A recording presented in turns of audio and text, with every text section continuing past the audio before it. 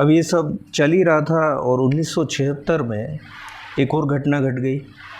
अब चूँकि अरब लोग समझ गए थे कि इज़राइल को युद्ध में हराना बहुत मुश्किल है, तो ये लोग गुरिल्ला कार्रवाई करने लगे और इसी कड़ी में इन्होंने एक इज़राइली विमान का अपहरण कर लिया। उस समय इज़राइल में कुछ 50 के लगभग आतंकवादी कैद थे। तो इनकी ये मांग थी कि इस फ़्लाइट में जो लोग हैं उनके बदले में हमारे वे 50 लोग छोड़े जाएं। इन लोगों को युगांडा का समर्थन प्राप्त था। युगांडा में उस समय ईदी अमीन, जो कुख्यात तानाशाह है, उसका शासन था। ईदी अमीन के जीवन पर एक बहुत ही प्यारी फिल्म बनी है, the last king of Scotland, आप ज़रूर देखिए। आपको ये समझ में आएगा कि कैसे एक डिक्टेटर काम करता है और हर डिक्टेटरशिप अंततः कहाँ पहुँचती है। तानाशाही का अंत उसके खुद के लिए तो बुरा होता ही है, लेकिन देश के लिए ज़्यादा बुरा होता है और हर एक तानाशाह अपने देश को वहीं पहुँचाता है। ये इतिहास से सबक लेने वाली बात है, लेकिन क्या कहें, मैं पहले कह ही चुका। तो युगांडा में वो विमान उतरा और वहीं पर उन बंधकों को रखा गया था एयरपोर्ट पर। इज़राइल ने रातों रात एक टीम का गठन किया, अपने कमांडोज़ उसने युगांडा भेजे, जिन्होंने सिर्फ 90 मिनट्स में सारे लोगों को छुड़ा लिया। जितने बंधक थे उसमें से 3 लोग मारे गए और एक औरत जो बीमार थी उसे वहीं इलाज करवाने के लिए छोड़ दिया गया था। बाकी सारे यात्रियों को इज़राइल के कमांडो वापस ले गए। हाँ, इस कार्रवाई में कमांडो फोर्स का जो हेड थे जोनाथन नेतन्याहू, वो शहीद हो गए, वो मारे गए। जोनाथन बेंजामिन नेतन्याहू के बड़े भाई थे, जो आज इज़राइल के प्रधानमंत्री हैं, लंबे समय से प्रधानमंत्री हैं। जिस महिला को वहाँ इलाज के लिए छोड़ा गया था, युगांडा के आर्मी ऑफिसर्स ने उसको भी मार डाला। और इस घटना के बाद ईदी अमीन इतना अपसेट हुआ कि उसने कई लोगों को मार डाला। चूँकि इस ऑपरेशन में इज़राइल की मदद केन्या ने भी की थी, तो ईदी अमीन ने खुलेआम केन्यन सिटीजन्स को मारने का आदेश दिया। इस पूरे घटनाक्रम में 245 केन्याई नागरिक मारे गए, जिसमें एयरपोर्ट का स्टाफ भी शामिल था। ईदी अमीन भी भ्रष्टाचार मिटाने, युगांडा को दुनिया में सबसे ऊपर पहुंचाने के वादों के साथ ही सत्ता में आया था। हिटलर भी यही वादे करके आया था, मुसोलिनी भी यही वादे करके आया था। हर युग में तानाशाह का पैटर्न एक ही होता है। अगर आपके पास थोड़ी भी समझ है उसे पहचानने की, तो आप फ़ौरन पहचान जाएंगे।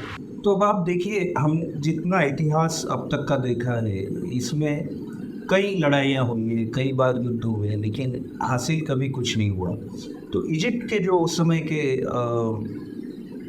प्रधानमंत्री थे अब्दुल अल सादात, वो इस बात को समझ गए कि लड़ने से कोई हल अब निकलना नहीं है, तो बेहतर यही होगा कि हम बातचीत से इस मसले को हल करें। और तब शांति स्थापना की प्रक्रिया शुरू हुई।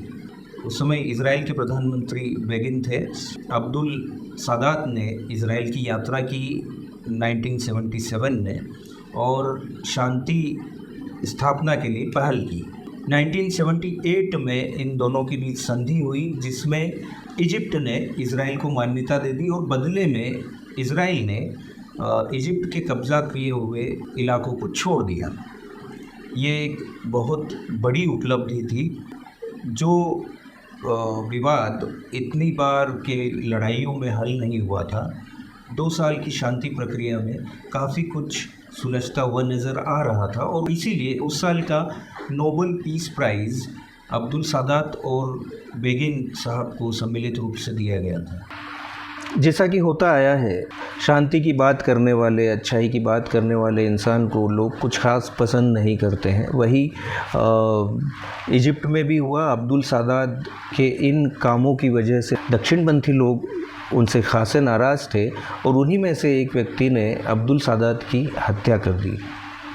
उसे ये लगता था कि ये आदमी इज़राइल के साथ बहुत सारे समझौते कर रहा है, जबकि हमें तो इज़राइल से लड़ाई करते रहना चाहिए। ये जनरली राइट विंग की सोच होती है। राइट विंग हमेशा लड़ाइयों झगड़ों को रोमांटिसाइज करता है, जबकि ये इतिहास गवाह है कि युद्ध से देश की जनता का हमेशा नुकसान ही हुआ है।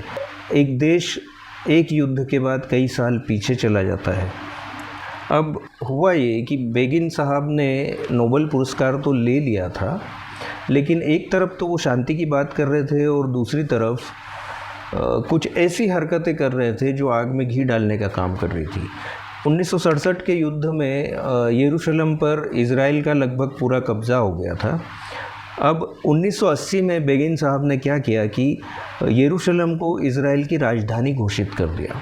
अब राजधानी घोषित कर दिया और अब उस पर अपना पूरा अधिकार घोषित कर दिया।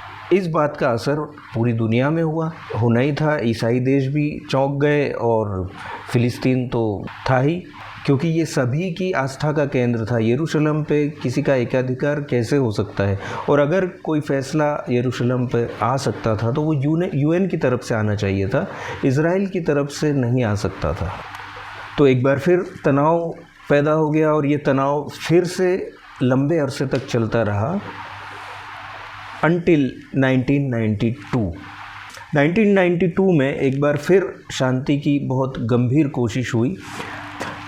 यिज़हाक रबीन उस समय इज़राइल के प्रधानमंत्री थे और पड़ोसी देशों के साथ शांति स्थापना के मुद्दे पर ही वे सत्ता में आए थे, और वे सीरियसली चाहते थे कि इन झगड़ों का पड़ोसी देशों के साथ इस अशांति का कोई स्थायी हल हो।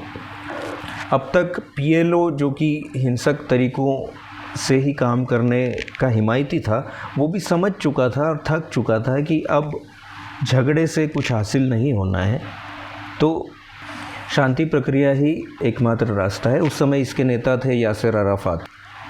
इस बार इज़राइल ने जो बातचीत की उसमें ये नतीजा निकला कि पीएलओ ने इज़राइल को मान्यता दे दी और इज़राइल ने पीएलओ को मान्यता दे दी कि वो एक स्वतंत्र रूप से अपना शासन उस एरिया पर चला सकता है।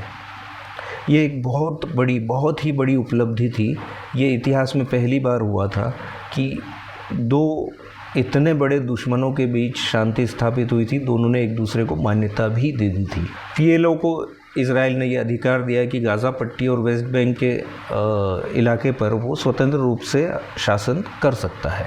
और 1994 में इज़राइल ने जॉर्डन से भी बातचीत शुरू की, जिसके पास वेस्ट बैंक और टेम्पल माउंट का हिस्सा था। इनफैक्ट टेम्पल माउंट की सुरक्षा आज भी जॉर्डन के हाथ में है। इस बातचीत के नतीजे में जॉर्डन ने भी इज़राइल को मान्यता दे दी। अब आप देखिए, इजिप्ट और जॉर्डन जो इज़राइल के साथ इतने युद्ध लड़ चुके थे, उन्होंने भी मान्यता प्रदान कर दी, लेकिन पाकिस्तान और अफ़गानिस्तान ने आज तक मान्यता नहीं दी है। अब लग रहा था कि रबीन जब तक हैं, रबीन के कार्यकाल में सारी समस्याओं का स्थायी हल हो जाएगा, और हो भी जाता शायद। लेकिन फिर वही बात कि शांति की बात करने वाला आदमी लोगों को कुछ ख़ास पसंद नहीं आता है। लोग उस आदमी को जीने नहीं देते हैं, कुछ का जीना मुश्किल कर देते हैं और कुछ की जान ले लेते हैं। वही हुआ जिस तरह गोडसे को गांधी से शिकायतें थी कि ये शांति की बातें करता है, उसी तरह एक व्यक्ति था विगाल अमीर, जिसे रबीन से शिकायतें थी कि ये शांति की बातें करता है, और उसने रबीन की हत्या कर दी। आप देखिए, पहले ये घटना हुई थी इजिप्ट में, जब अब्दुल सादात शांति की बातें कर रहे थे, तो इजिप्ट के दक्षिणपंथी लोगों को हजम नहीं हुआ था, उन्होंने अब्दुल सादात की हत्या कर दी थी। इस बार जब इज़राइल में ऐसा व्यक्ति हुआ जो शांति चाहता था, तो इज़राइल के एक व्यक्ति ने रबीन की हत्या कर दी। अब 1995 में रबीन की हत्या हुई। 1996 में बेंजामिन नेतन्याहू इज़राइल के पहली बार प्रधानमंत्री बने।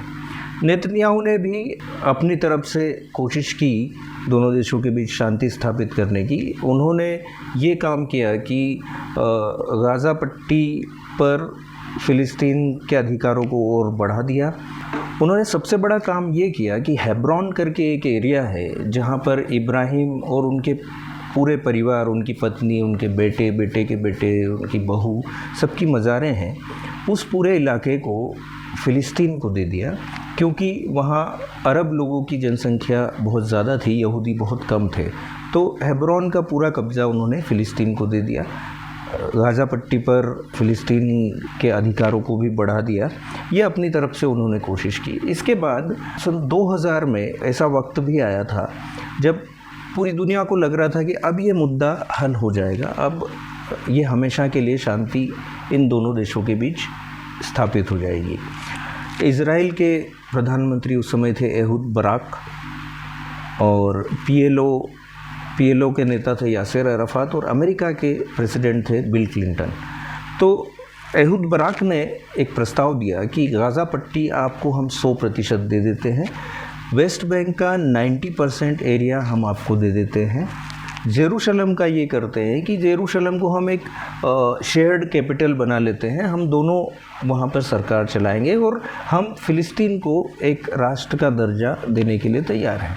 अगर ये समझौता हो जाता तो ये समस्या हमेशा के लिए हल हो चुकी थी। लेकिन जाने क्या हुआ, शायद दोनों पक्षों को ये दबाव था कि उनके यहाँ के लोग इसका विरोध करेंगे, तो अंदरूनी मामले जो भी रहे हों, लेकिन दोनों ने एक दूसरे पर कुछ आरोप लगाए और दोनों इस समझौते से पीछे हट गए।